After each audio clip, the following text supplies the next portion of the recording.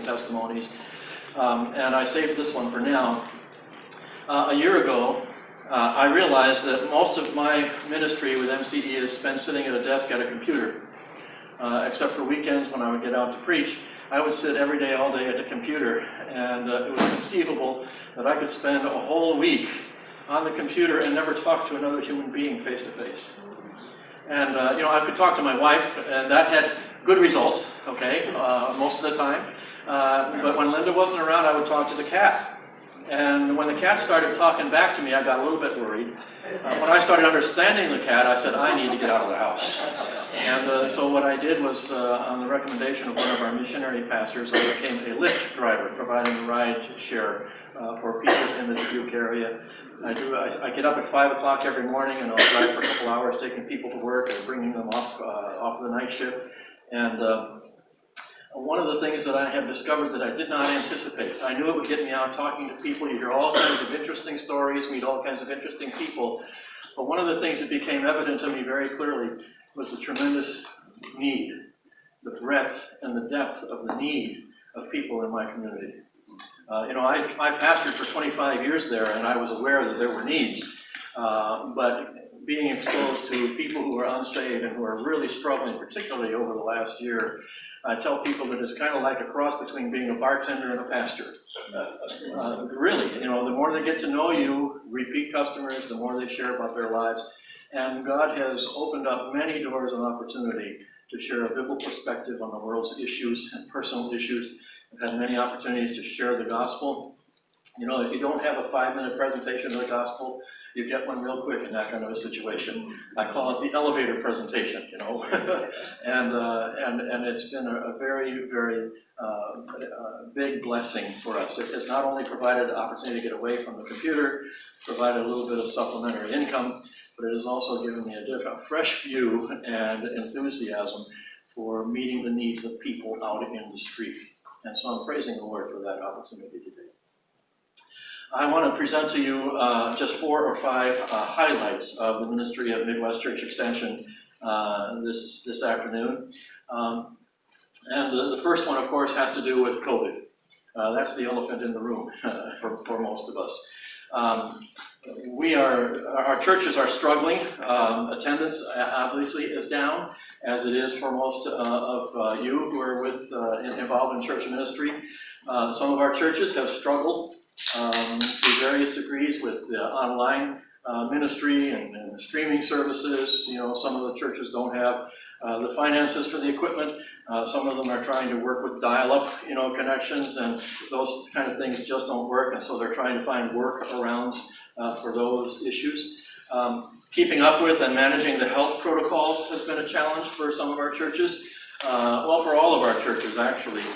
They change from day to day sometimes, and keeping up with those and meeting those, and then dealing with people's reactions to that. All of those things are in the mix.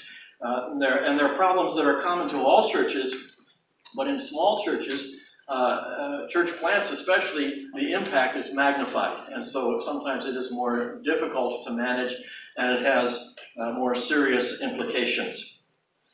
On a personal note, for Henry and for myself, we have realized diminished travel. Obviously, with churches closed, they're not meeting in person. We're not traveling as much. We're not ministering in churches on site, and that has affected both Henry and myself. I finished up a 16-month stint of pulpit supply at a church in Iowa in June, and I looked at my calendar, and I found that for the first time in 40 years, I didn't have any pulpit commitments on my calendar. None. I've gone for times when there were 3 or 4, maybe even 7 weeks without something, but I never in 40 years had a calendar which had no pulpit commitments on it. And that was kind of an odd and awkward feeling for me. And I told Paul this afternoon, I said, but when I pray now, I pray, Lord, what next? Because I don't know what next. And so we're looking to see what's going to happen as we move into the future. COVID has contributed to the loss of one project. It's not the full cause, but it has contributed to the cause of one of our church plants. We were moving in a very positive direction. We were about ready to bring a pastoral candidate in and have him take over the work. And it all happened right in the middle of the shutdown and the lockdown and all of that other stuff. And the people were discouraged, and they just didn't have the energy and the desire, the drive to keep it going. And so unfortunately, we had to close that church. However, even in closing it, we rejoice in the ministry that the church had over the years and the impact that it had in the lives of many people through that faithful ministry in that location. Then I want to introduce you to our residency program, and I'll use this first, and then I'll tell you a few more things about it. Church Residency Ministry for Midwest Church Extension.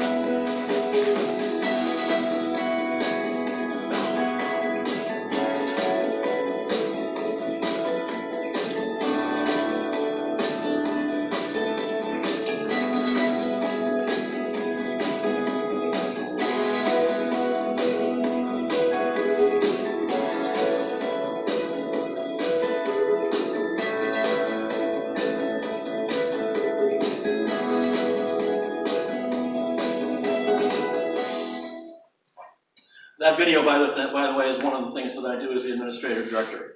I create those types of things as well as take care of the website, social media, and basically I do whatever Henry asks me to do. You know, if he wants it done and he asks me to do it, I say yes, sir, and I'll get it done. But our residency program, we identified a need sometime when we looked at those young men who were coming out of Bible colleges and seminaries and wanted to get involved in the ministry of church planting. We were concerned about the fact that while most of them had been well prepared to slip into the position of a pastor in an established church, not many of them were really equipped for the challenge of church planting. Church planting has a unique set of challenges that you don't face in an established church. Many times you're pioneering the work. Many times you're in a remote location. Most often you are working in a situation where you don't have a team of seasoned spiritual men to work with. A lot of times you've got people who are coming from various backgrounds, and you're trying to get established in terms of get everybody on one page in terms of where the church is going.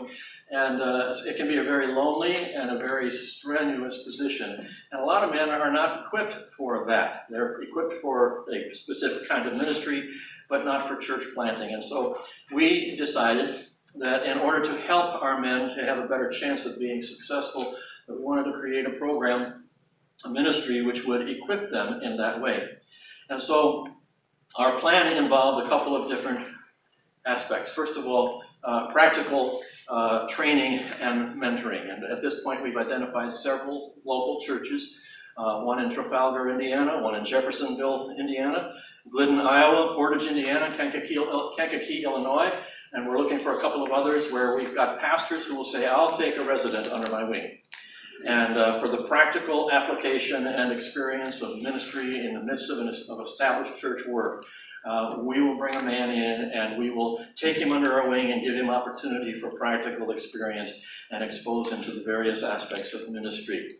And so we've got several sites that are working with us in that regard. These sites that we have provide us a wide diversity in terms of the geographic location, the personality of the pastor who's pastoring that church.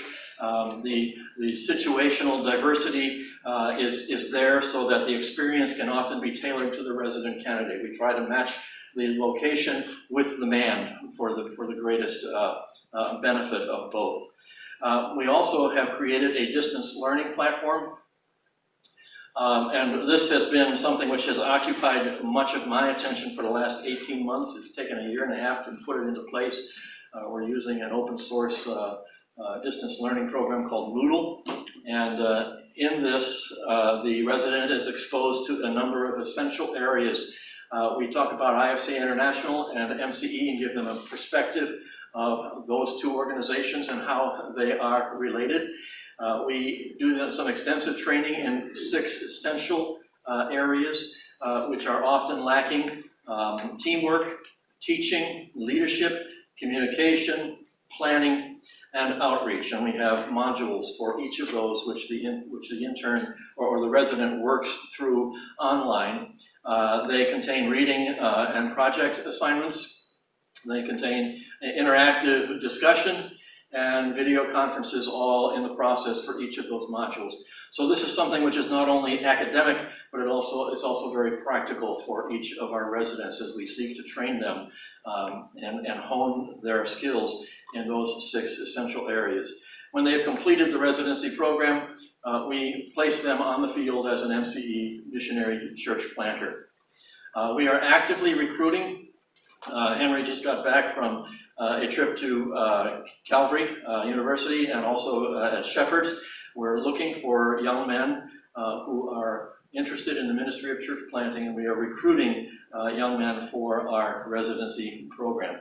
We're also looking for additional potential training sites.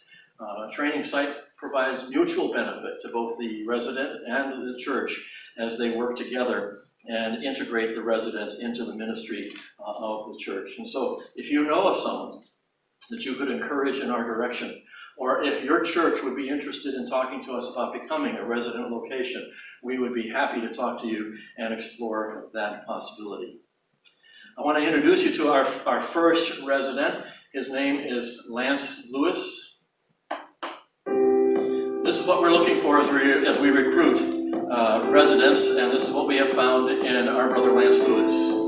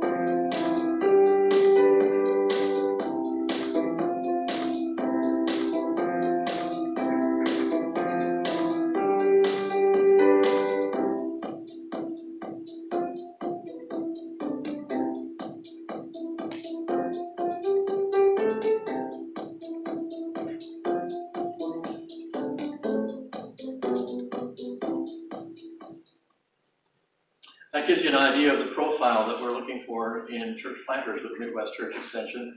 We have found a young man, Lance Lewis, who was born and raised in central Illinois, and he was actually recruited from a local church. He was involved in ministry at that local church, having gotten some training at Faith Baptist Bible College in Ankeny, Iowa. He was a pastoral studies major and minored in Greek and biblical counseling. And he just finished a 6-month internship at a church in Alexandria, Virginia. He's currently working with our church plant in Trafalgar, Indiana, Sycamore Bible Church, with Pastor Reed Wagoner. And just in the end of September, I think, is when he actually started there. And he is working through our online training. He's the first one to work through it, so I'm working closely with him to make sure that if we've got any bugs or anything that he has to suggest that might make it easier for the user, we are working together cooperatively on that. He is working part-time in a community program which provides before and after school care for kids who cannot go home or parents have to go to work early. And then he works during the day alongside of Pastor Wagoner, learning about church ministry. Reed is currently raising support, not only in terms of prayer, but also financial support. His support level has been set at $2,400 a month to supplement what he's doing from his employment. He's currently at $250 a month with 2 additional churches that are considering him for financial support. When I asked him if he had any prayer requests that I could share with you today, obviously he would like you to pray that God would give him continued opportunities to raise support.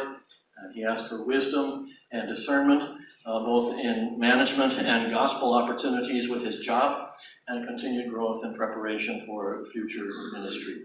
We are very excited about Reed. He's a sharp young man, and you can help if you would. He's certainly willing and able to come and present his work and his involvement with Midwest Church Extension at your church. And if you would even consider him for financial support, he would be very grateful for that opportunity to come and to be considered in that way. Another aspect of Midwest Church Extension's ministry is in the area of church health.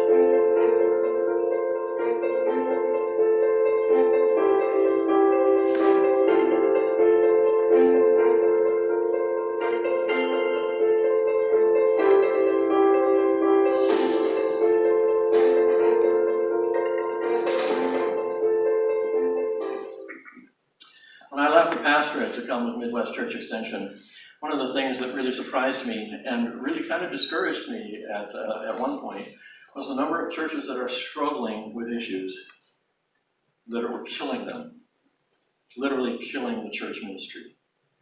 And the thing that was most, I know all churches have problems, but the thing that was most discouraging was the fact that even though it was obvious that the church was suffering from this, that, or some other malady, they were not willing to acknowledge it and ask for help.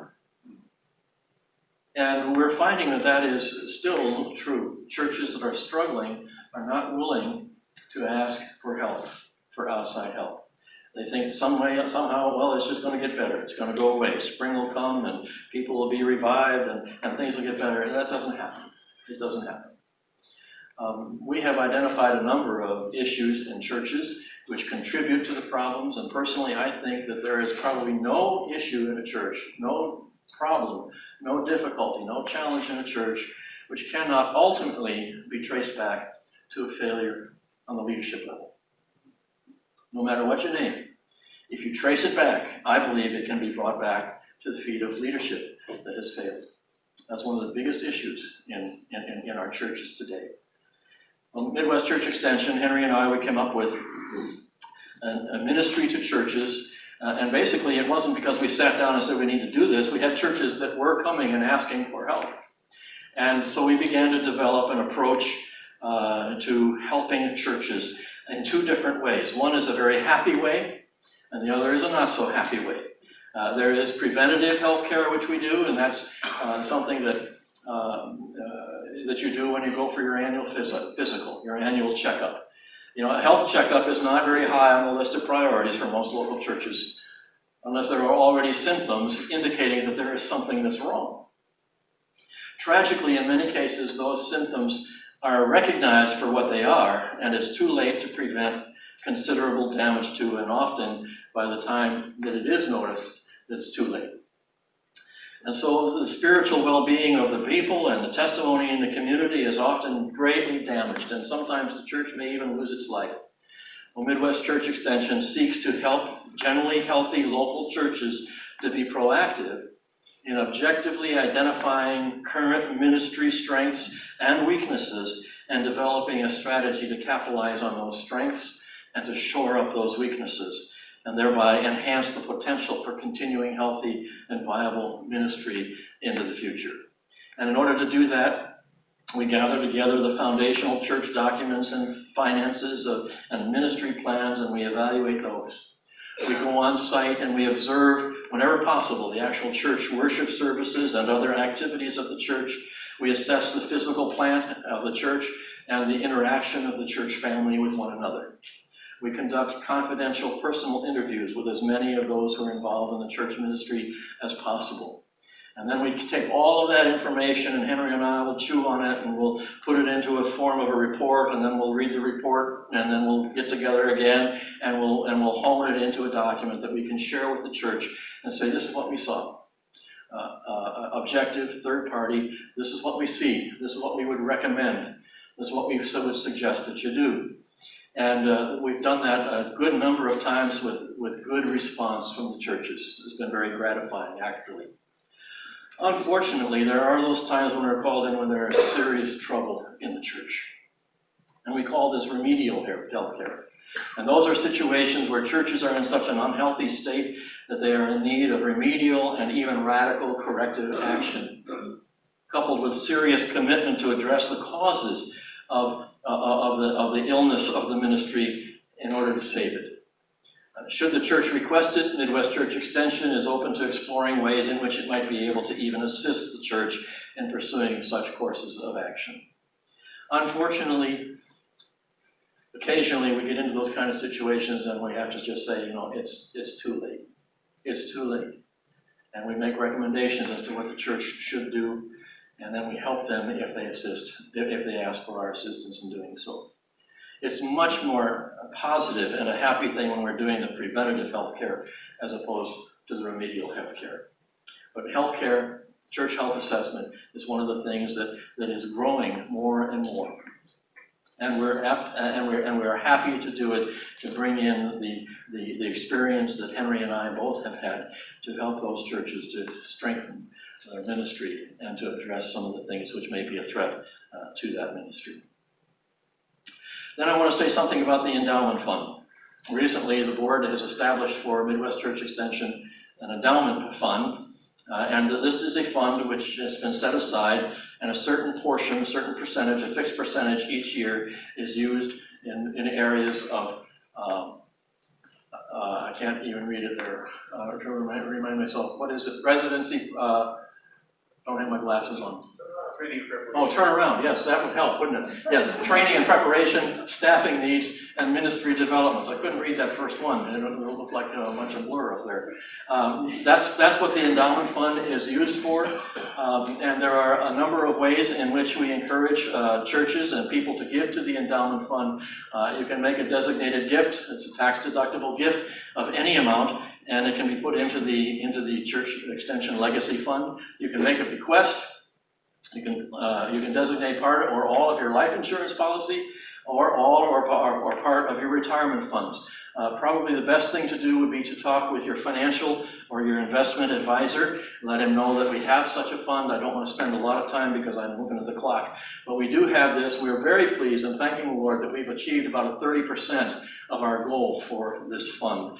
And we're looking for those who would be willing to invest in the ministry of church planting in this way. If you have somebody in your church who has been blessed by God with the funds that they might be interested in investing in church planting, send them our way. We'll be happy to take their money and thank the Lord for it. But that's the Legacy Endowment Fund. And then I brought Henry along with me today, and he's got a few words that he wants to share with you as well.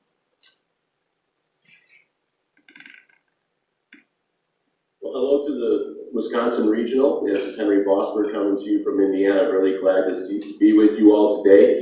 Do you remember the times when when it was a goal to go viral? Well, we are going viral, but not in the way any of us really expected, isn't it? About a year, getting close to a year now into this mess, and we're really excited about the opportunities that are coming ahead because of virus-created circumstances.